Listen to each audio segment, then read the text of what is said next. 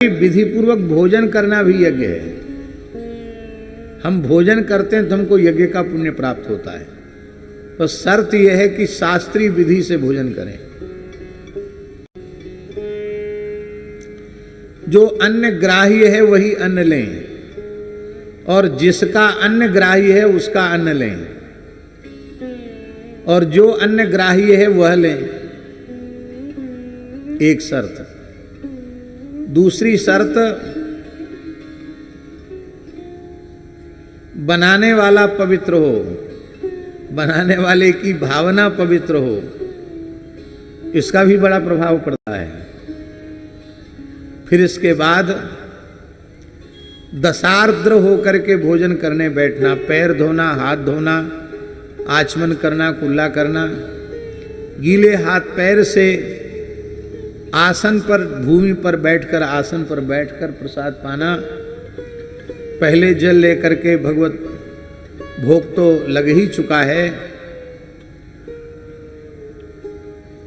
सत्यंतुरतेन परिशिंचामि, इस ऋचा से उस अन्न का अभ्युक्षण करना, मंडलीकरण करना,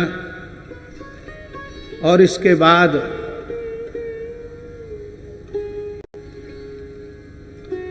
अमृतोपस्तरणमसि स्वाहा कहकर आचमन करना। मौन होकर के भोजन करना, जिस दिशा की ओर मुंह करके भोजन करना है उस दिशा की ओर मुंह करके भोजन करना। प्रावृत सिर भोजन नहीं करना, सिर ढककर भोजन नहीं करना, सिर खुला हुआ होना चाहिए। शौचादि के समय सिर ढकाना चाहिए और भोजन के समय सिर खुला हुआ होना चाहिए। चाहे जितनी ठंड पड़ रही हो कि पगड़ी बांधे, टोपा बांधे और पंगत में बैठ गए, तो हमारे यहाँ कहते देशकाली साधु नहीं है, खड़िया है। पता ही नहीं कैसे बैठा जाता है, क्या किया जाता है।